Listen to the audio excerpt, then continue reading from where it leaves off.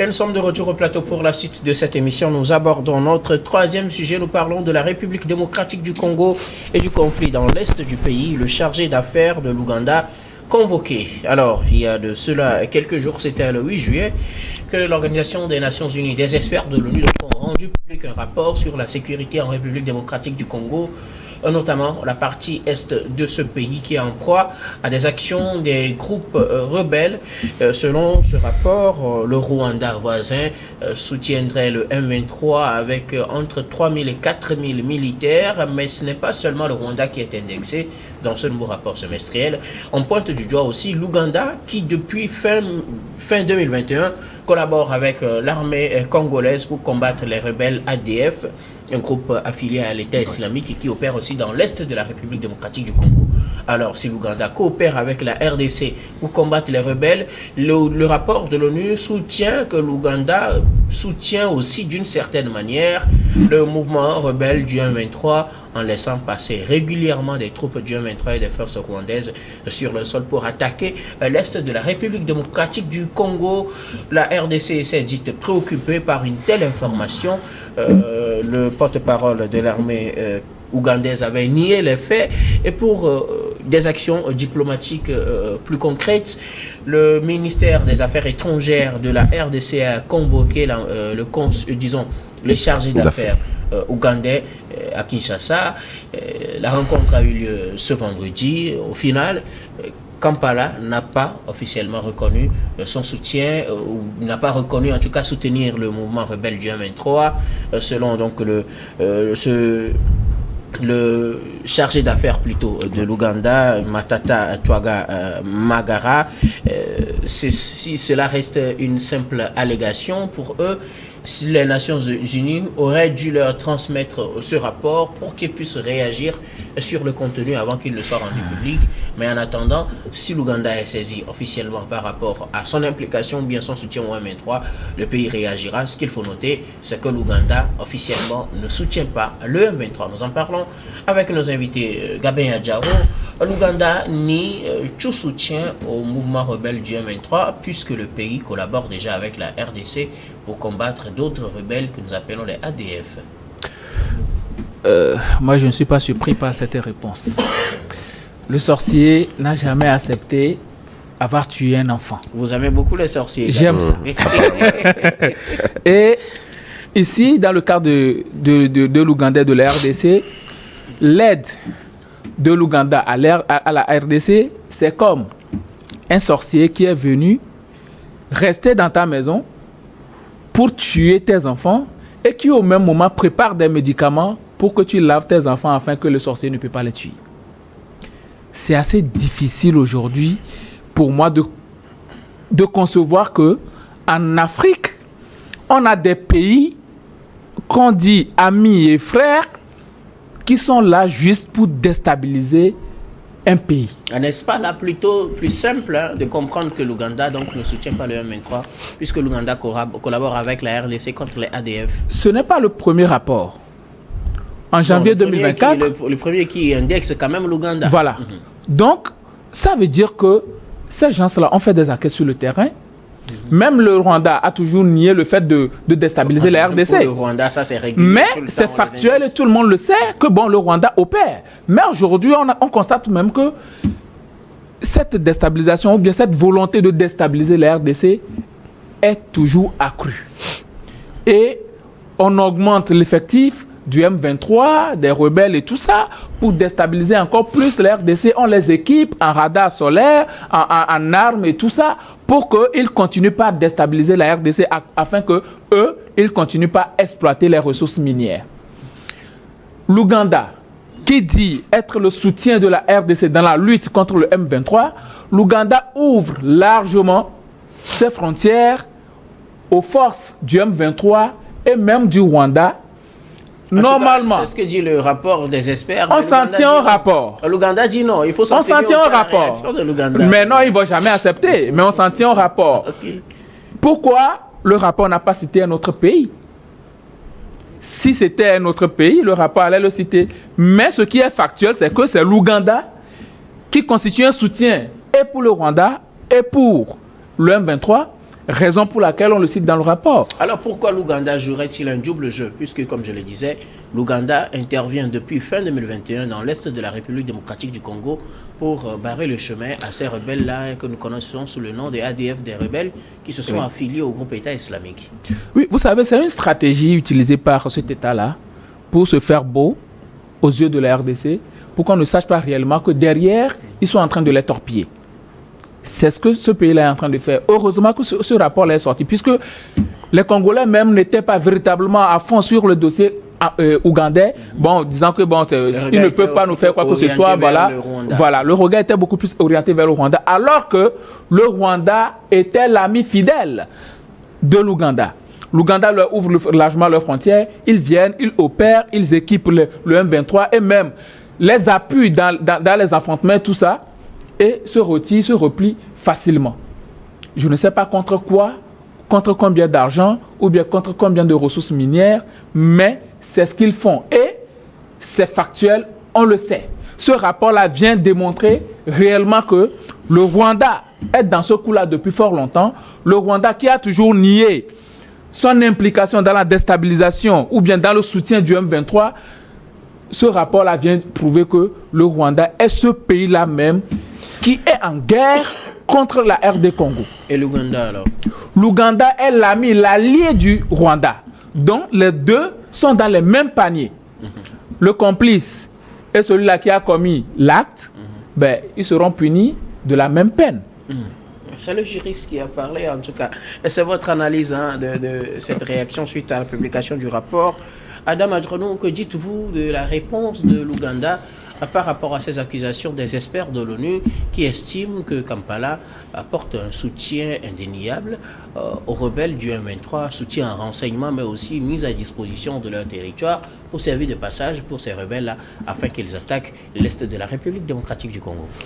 Je pense qu'au premier vue, ce rapport-là vient mettre à découvert également, en tout cas les failles, sinon les faiblesses aussi des renseignements des forces et d'abord de la RDC, parce que c'est de ça qu'il s'agit. En réalité, avant d'aborder le sujet proprement dit, il faut véritablement voir vos faiblesses. Et ça vous permettra de mieux se repositionner pour reconquérir ou pratiquement avoir les manettes qu'il faut pour en réalité superviser au mieux le territoire. Mais vous savez, pour la plupart de ces rapports-là, lorsque vous les prenez, ce n'est pas parce que ce sont les Nations Unies qu'il faut les prendre comme des vérités d'évangile.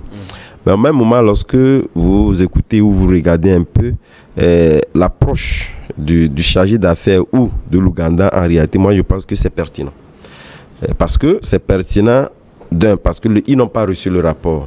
Et cela ne veut pas dire qu'ils n'ont pas déjà commencé par travailler sur le rapport, sur ce qui a été dit sur le rapport. Il peut commencer en interne, mais ça concerne la sécurité intérieure de l'Ouganda. Mais au-delà, il faudrait quand même que ce rapport puisse leur donner. On donne les motivations qui leur permettent de renforcer la force. Mais moi, sur ce rapport-là, comme je le disais tantôt, au lieu de le prendre comme vérité d'évangile, je pense que il y a une approche pour la plupart du temps qu'il faut convoquer. Et cette approche-là, moi, je pense que c'est la corruption. Pour la plupart du temps, lorsque vous prenez les rapports, que ces rapports-là soient internes ou externes, même au niveau de la RDC, vous convenez avec moi qu'il y a des corps habillés qui ont été indexés comme étant dans des soutiens de ces ennemis-là qui viennent envahir des gens. La preuve est que la plupart du temps, les gens ont été donc jugés, condamnés à des peines de mort, etc., compte tenu du fait qu'ils ont des éléments factuels qui le prouvent. Donc, je parle de la corruption parce que, quelque part, ces mêmes éléments d'approche qui sont convoqués dans le cas de la RDC, quelle que soit l'efficacité de la discipline de cette armée-là, n'oubliez pas que nous, les pays africains, nous souffrons d'un seul mot. La corruption peut faire en sorte qu'il peut y avoir des groupes organisés qui sont donc des militaires ou des civils également, qui sont donc en connivence avec ces forces-là, sans qu'on ne puisse directement dire que c'est l'État ougandais qui organise ou qui est en soutien avec ces éléments pour venir déstabiliser la RDC. Puisque moi, je le prends, comme je l'ai dit, je suis sceptique dans la mesure où un pays qui mobilise ses moyens, qui mobilise ces éléments, qui vont perdre la vie sur un territoire, et que ce pays-là, au plus haut sommet lui-même, c'est vrai, nous savons que les questions d'intérêt peuvent motiver également cela, puisque la visée expansionniste, pour la plupart du temps, de ce qui est reproché au Rwanda, étant dans ce motif-là qui a avancé pour justifier le fait qu'il a cette propension de pouvoir donc conquérir des parties surtout riches du territoire. Mais je doute très fort. Et justement, le fait que ce soit l'ONU, moi je pense que quelque part, il faudrait quand même que l'Ouganda ait ce rapport-là qui lui permettra véritablement donc de pouvoir faire le contre-expertise et voir véritablement ceux qui ont contribué à faire cela. Mais je continue par être sceptique du fait que l'Ouganda, au plus haut sommet, puisse donc être, en tout cas en bonne intelligence avec le Rwanda pour venir donc déstabiliser la RDC. Qu'à cela ne tienne. Alors, oui. Il peut y avoir des militaires qui outrepassent peut-être la vision de l'État pour avoir des connivences avec des rebelles. C'est ce que vous semblez dire. Sans que le pays ne soit officiellement... Oui, sans qu'on indexe le pays comme étant le premier acteur. Le rapport parle de partage de renseignements également. Oui, non, le renseignement, je l'ai dit dès l'entame de mon propos en disant véritablement que ça, c'est une défaillance totale. C'est une défaillance totale au niveau de la RDC. De la RDC. Ou plutôt de l'Ouganda. On parle des Ougandais de la RDC. Au M23. Non, lorsque nous parlons de l'armée, c'est vrai, même si nous n'avons pas assez de légitimité et d'expérience pour pouvoir donc faire ressentir un certain nombre d'éléments. D'abord, c'est pourquoi je dis, c'est à la RDC qu'il faut accuser d'abord, qui a failli dans son mécanisme de renseignement. Parce que ça veut dire que lorsque vous feuilletez un peu le rapport, ce rapport-là, en tout cas, mettant en cause ces éléments-là, ne date pas de 2-3 semaines. Hein. Ça veut dire quelque part, c'est quelque chose qui remonte à l'histoire en tout cas de ces conflits-là liés donc à ces groupes armés-là. Et si tel est que même les champs de rapport, ça vous a dit, il y a un déséquilibre total. Il y a un déséquilibre total parce que quelque part, vous avez des échanges de renseignements, mais c'est vous qui faites aujourd'hui les frais de ces groupes armés-là. Il faudrait quand même que vous ayez une ascendance qui vous permette d'avoir des alternatives pour réellement juger ce que dit l'adversaire ou l'ami, entre griffes, puisque c'est ce que semblait présager l'Ouganda. Et c'est vrai, vous ne pouvez pas quand même les consommer comme vérité d'évangile. Donc, quelque part, si nous en sommes arrivés là, quelque part, la faute première, c'est à la RDC. Et je pense que ce sont des motifs que la RDC, au lieu de rester dans ces invectives, jugeant les choses, avoir des altercations, il faudrait véritablement qu'on puisse rendre plus efficace le renseignement que de pouvoir donc accuser, rester dans l'accusation. Sinon, demain, je pense que la RDC va encore faire énormément de frais s'il n'est pas dans l'offensive. La question, c'est l'offensive dans les renseignements. Alors, autre chose, est-ce que l'Ouganda peut-être n'aurait pas prêté le flanc à ce qu'on l'accuse de connivence avec le M23 quand on sait que l'Ouganda, d'une certaine manière, est aujourd'hui le lieu de résidence de certaines personnalités congolaises qui hier étaient au pouvoir et qui aujourd'hui ne sont plus en très bonne entente avec le pouvoir et qui se retrouvent du côté de Kampala. Et qu'il est même les mêmes ex-personnalités ou bien personnalités congolaises qui, d'une certaine manière, affichent leur proximité avec ces groupes rebelles. Non, lorsque vous-même, aujourd'hui, quel que soit le pays, vous savez, l'accueil de ces réfugiés-là est régi par des droits internationaux. Est-ce qu'ils sont des réfugiés? Konainanga, par exemple, n'est pas un réfugié. Non, je suis d'accord, puisque lorsque nous remontons l'histoire, vous savez que la plupart des initiatives de déstabilisation de la RDC sont toujours intervenues en soutien avec des pays. Ça ne date pas d'aujourd'hui. Donc je pense que ces figures-là sont connues. Leur lieu de résidence est connu. C'est en cela également que je reviens sur l'efficacité des renseignements de la RDC qui a plus failli que les renseignements des autres côtés. On peut dire, c'est pourquoi je disais tantôt, c'est vrai qu'on peut accuser plus ou moins, en tout cas l'Ouganda d'avoir prêté le flanc, mais l'Ouganda, est-ce que l'Ouganda, en tant que tel, peut refuser à un réfugié? Je l'appelle comme ça, parce que c'est des gens qui sont mal en point avec le pouvoir de Kinshasa et qui cherchent refuge.